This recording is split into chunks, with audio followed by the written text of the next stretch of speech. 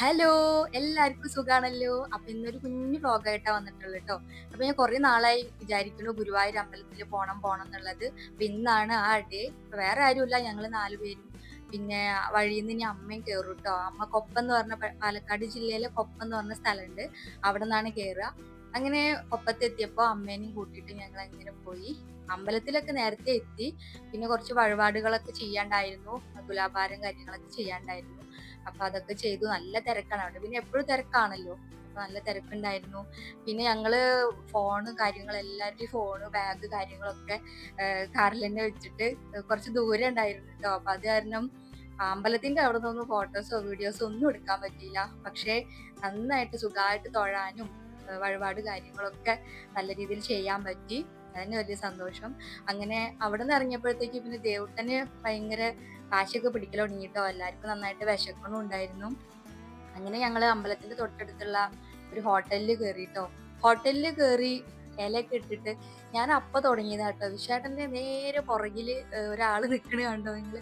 ഓടക്കുഴലൊക്കെ പിടിച്ചിട്ട് എന്റെ കണ്ണ് അതുമിക്കന്നെ. ഞാൻ വേറെ ഒന്നും ശ്രദ്ധിക്കണില്ല ട്ടോ. ഞാൻ ആ കടയിൽ ഇരുന്ന മുതല് ഞാൻ ആ ശ്രീകൃഷ്ണന്റെ വിഗ്രഹത്തിലേക്കന്നെ നോക്കിയിരിക്കുന്നുണ്ടായിരുന്നത്. അത്രയ്ക്കൊരു എന്തോ പ്രത്യേക ഭംഗിട്ടോ ആ വിഗ്രഹം കാണാനായിട്ട്. അങ്ങനെ ഞാൻ വെള്ളപ്പാണ് കഴിച്ചത്. പിന്നെ അമ്മയും ഇശാട്ടനും അവരൊക്കെ മസാല ദോശ, നെയ്റോസ്റ്റ് ഒക്കെ കഴിച്ചിട്ടുണ്ടായിരുന്നു. അങ്ങനെ ഞങ്ങൾ അവിടുന്ന് വിശപ്പൊക്കെ മാറി കുറച്ചു നേരം അതിനൊക്കെ ഒന്ന് അലഞ്ഞ് നടന്ന്. പിന്നെ കാറ് നിർത്തിയ സ്ഥലത്തേക്ക് കുറച്ചങ്ങോട്ട് നടക്കാനും ഉണ്ട്. അപ്പൊ അങ്ങനെ നല്ല വെയിലും ആണ്. അങ്ങനെ അവിടേക്ക് നടന്നു. പിന്നെ ഞങ്ങൾ അവിടുന്ന് ദേവുട്ടന് ആനേനെയൊക്കെ ഒന്ന് കാണിച്ചു കൊടുക്കാലോ വിചാരിച്ചിട്ട് ആനക്കോട്ടയിൽ പോയിട്ടോ. അവിടെ പോയപ്പോ അവന് ആനേനെ ഒന്നും കാണണമെന്നില്ല. എന്താ സംഭവം എന്ന് മനസ്സിലാവാണ്ട് എന്താണെന്നറിയില്ല. പിന്നെ ആനേനെ ഒന്നും ശ്രദ്ധിക്കില്ല. എന്നെ പിടിച്ചു വലിച്ച് അങ്ങനെ നടക്കാനായിരുന്നു. അതിനിങ്ങനെ ചുറ്റും നടക്കാനായിരുന്നു മൂപ്പർക്ക് ഇഷ്ടം ട്ടോ. ആനകളെ ഒന്നും ദാ ഈ ഒരു ആന നോക്കിക്കേ, ഗംഭീര തലയാട്ടലാട്ടോ. ഒരു കുറുമ്പനാണെന്ന് തോന്നുന്നുണ്ട്. സത്യത്തിൽ ആനയുടെ അടുത്ത് പോയി എനിക്ക് ഭയങ്കര പേടി തന്നെ കേട്ടോ. ആനേനെ കാണുന്നത് പേടി തന്നെയാണ്. ചില ആനകളുണ്ടല്ലോ അങ്ങനെ നിന്ന് ഉറങ്ങാ തോന്നുന്നു. പ്രതിമയുടെ പോലെ തോന്നും ട്ടോ.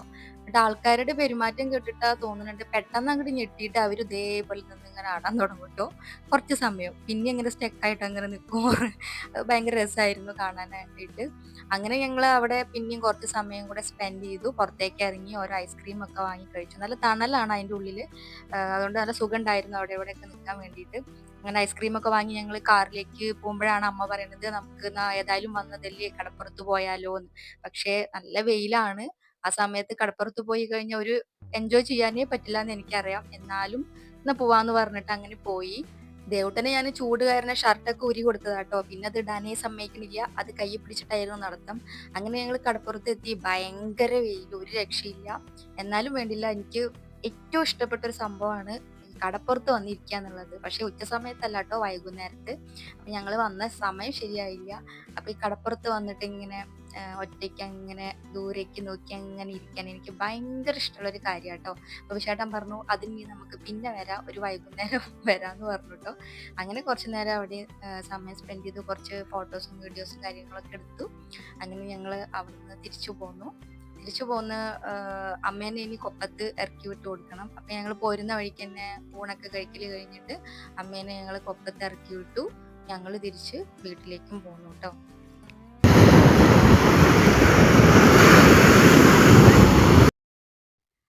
അങ്ങനെ എന്റെ ഇന്നത്തെ ദിവസം ഇങ്ങനെയൊക്കെ അങ്ങോട്ട് കഴിഞ്ഞു. അപ്പൊ ഇന്നത്തെ വീഡിയോ ഇത്രയേ ഉള്ളൂ. വീഡിയോ നിങ്ങൾക്ക് ഇഷ്ടപ്പെട്ടുവെങ്കിൽ ലൈക്ക് ചെയ്യുക, ഷെയർ ചെയ്യുക, സബ്സ്ക്രൈബ് ചെയ്ത് ഒന്ന് സപ്പോർട്ട് ചെയ്യുക കേട്ടോ. അപ്പൊ നമുക്ക് അടുത്ത വീഡിയോയിൽ കാണാം. Tata bye bye, see U.